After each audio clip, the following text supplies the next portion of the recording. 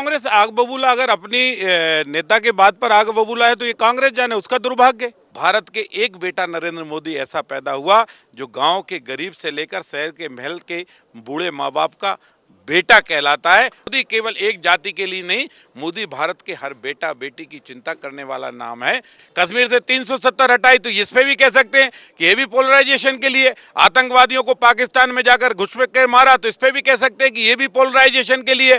अब तो विपक्ष को इस बात का भी दुख होगा कि पाकिस्तान में कटोरे लेकर आटा मांग रहे हैं तो ये भी मोदी जी के कारण मांग रहे हैं। तुम्हारी आंखें फूट गई हैं, तुम बुद्धिहीन हो गए तो ये तुम्हारा दोष है, हमारा तो नहीं है। हमारे साथ हुजूर से भारतीय जनता पार्टी के विधायक रामेश्वर शर्मा जी हैं। रामेश्वर जी, पहले चरण का मतदान हो चुका है, लेकिन इसके बाद कल पीएम ने जो रैली की है उसके बाद पूरा सिनेरियो बदल गया। विपक्ष लगातार हमला कर रहा है कि ऐसे कैसे बोल सकते हैं। जो मनमोहन सिंह का उन्होंने एक वाक्य जो है दोहराया है कि देश के पहले जो संसाधन है उन पर पहला हक मुसलमान का है। इस पर कांग्रेस पूरा आग बबूला हो गई है। नहीं, कांग्रेस आग बबूला अगर अपनी नेता के बात पर आग बबूला है तो ये कांग्रेस जाने, उसका दुर्भाग्य है। सोनिया गांधी तब क्यों चुप थी जब वही तो अध्यक्ष थी, यूपीए चेयरपर्सन सोनिया गांधी थी। मनमोहन सिंह जी तो प्रधानमंत्री भली थे पर इशारा तो सोनिया गांधी का था।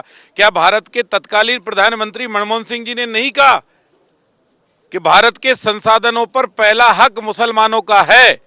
क्या जो बाकी जो हिंदुस्तान के 80% 90% लोग इन्हें हिंद महासागर में फेंकने का इरादा था? क्या था? भारत की हर संपत्ति पर भारत के हर नागरिक का हक है, पर्टिकुलर मुसलमानों का नहीं। यही कांग्रेस की तुष्टीकरण है और हम इस तुष्टीकरण को खत्म करेंगे। हम भारत के उन लोगों को साथ देंगे जो उपेक्षित थे, जो वंचित थे, जो मकान विहीन थे, जो इलाज विहीन थे, जो शिक्षा विहीन थे, जो रोजगार विहीन थे, जो सारी चीजों के लिए बड़ी दिनों से बाट जोड़ रहे थे, जो बीमारी की कहर से घर पर दल्लान में करवट बदल रहे थे पर इलाज करने वाला कोई नहीं था। भारत के एक बेटा नरेंद्र मोदी ऐसा पैदा हुआ जो गांव के गरीब से लेकर शहर के महल के बूढ़े माँ बाप का बेटा कहलाता है। उनके इलाज की व्यवस्था नरेंद्र मोदी करता है। जिनके पास छतें नहीं थी उनको छतें। हम गांव में पैदा हुए हैं, गीली जब लकड़ी हो जाती है ना, माँ फूक फूक के चूल्हा आंसू रो देती है, रोटी नहीं पकती, सब्जी नहीं बनती, लेकिन उसके घर में अगर एजोला गैस पहुंच गया तो ये नरेंद्र मोदी की देन है। हम किसान हैं, किसान के खाते नहीं खुले। कृषि प्रधान देश था। पंडित जवाहरलाल नेहरू से लेकर मनमोहन सिंह तक सब बोलते रहे मेरा भारत कृषि प्रधान देश है। एक किसान के खाते में चवन्नी नहीं आई। पहला भारत माता का बेटा है नरेंद्र मोदी, जिसने 90 करोड़ किसान के खाते एक साथ खुलवाकर उनके खाते में सम्मान निधि डाली, किसान सम्मान निधि। तो यही भारत का जो तरीका है ये है। और इसलिए मनमोहन सिंह जी और पूरी कांग्रेस माफी मांगे, ये कहे कि उनके प्रधानमंत्री ने ये गलती की थी, वो माफी मांगती है। उनने अगर ये कहा है तो हम डंके की चोट पे कहते हैं कि आपने गलत किया है और ऐसी गलती हम होने नहीं देंगे। मोदी के रेते रेते नहीं होगी। मोदी केवल एक जाति के लिए नहीं, मोदी भारत के हर बेटा बेटी की चिंता करने वाला नाम है, जिसका नाम नरेंद्र मोदी है। इसलिए सब पर फक्र है, सबका साथ, सबका विकास और सब पर विश्वास और सबके प्रयास, ये मोदी जी का ध्येय है। मुसलमानों की तुष्टीकरण ये कांग्रेस का ध्येय था।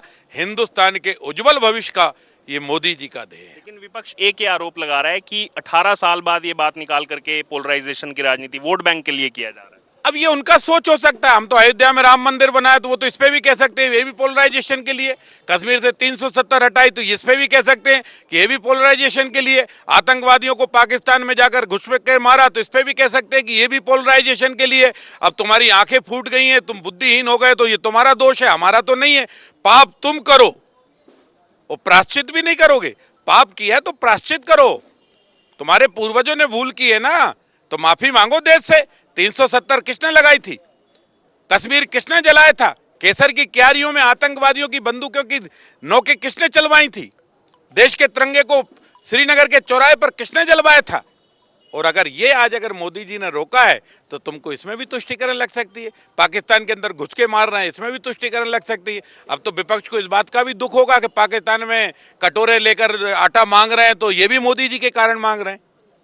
ये भी कह सकते हैं वो तो कि मोदी जी के कारण पाकिस्तान को कहीं दुनिया में सहयोग नहीं मिल रहा, इसलिए पाकिस्तान भूखा मर रहा है, तो ये मुसलमानों पर मोदी जी का हमला है। ये तुम्हारा सोच का हमला हो सकता है। हम किसी पर हमला नहीं करने वाले, लेकिन हिंदुस्तान पर कोई भी हमला करेगा, हिंदुस्तान की आत्मा पर कोई भी हमला करेगा उसको हम जमी दोस्त कर देंगे, उसको हम समाप्त कर रामेश्वर देंगे। जी, आखिरी कमेंट। मुझे पता है व्यस्त आपका शेड्यूल चल रहा है। कल एक बड़ी रैली हुई रांची में, जहां पर सुनीता केजरीवाल पहुंची, अरविंद केजरीवाल की पत्नी, और बार बार आम आदमी पार्टी आरोप लगा रही है कि बीजेपी वाले मरवाना चाहते हैं, केंद्र सरकार मरवाना चाहती है, लेकिन वो तिहाड़ जेल भी दिल्ली सरकार के अधीन आती है। हम किसी को नहीं मरवाना चाहते। देखो साहब, सब बड़े बूढ़े सज्जन सब कह गए हैं कि नशे से दूर रहो।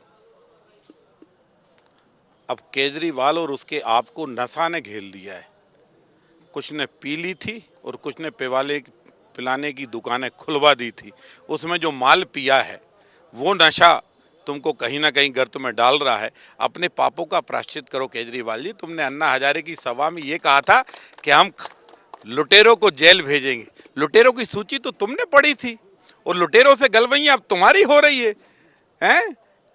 वहां पर दारू की दुकानों में लेन देन, पहले गिलास से गिलास टकराए, फिर पैसे से पैसा टकराया, और आप फिर आरोप किस पर लगाओगे?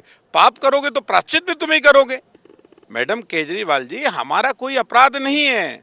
भारत का कानून सबके लिए एक समान है, चाहे वो प्राइम मिनिस्टर हो, चाहे वो चीफ मिनिस्टर हो। अपराध करोगे, सजा भुगतोगे, पैसा खाओगे, जेल जाओगे, पार्टी बर्बाद होगी। नशे से दूर रहना चाहिए। बड़े बूढ़े कह ही गए हैं, और तुम नशे में हार डूबे। ये सुना आपने हमारे साथ रामेश्वर शर्मा जी को। और भी लोग हैं हमारे साथ, उनसे बात करेंगे। सर, आपका क्या नाम हुआ? कोमल सिंह चौहान, कहाँ के रहने वाले हैं? खंडवा जिला। अच्छा, खंडवा के रहने वाले हैं। आपने भी सुना होगा सर कल स्टेटमेंट प्रधानमंत्री का, उसके बाद पूरा बाहर था, मैं तो नहीं सुन पाया। उन्होंने वो वाकया दोहराया है 2006 का, जो मनमोहन सिंह ने कहा था कि देश के संसाधनों पर पहला हक जो है मुसलमानों का। मुसलमानों। उसके बाद कांग्रेस पूरा आग बबूला हो गई है इस मामले में कि ऐसा कैसे कह दिया, इसको कैसे जोड़ दिया। हाँ, जी जी। तो क्या कहेंगे इस पर? हाँ। अरे बोलो, आप बोलो। आप क्या राय है? वो पूरा एकदम आग बबूला हो गई है कांग्रेस इस पर कि ऐसा कैसे आप कह रहे हैं, आप बांट रहे हैं आप। नहीं, तो कांग्रेस तो पहले से वो कर ही रही है ना, तो वही तो बोला है उन्होंने। कौन सा अलग से बोला है अभी?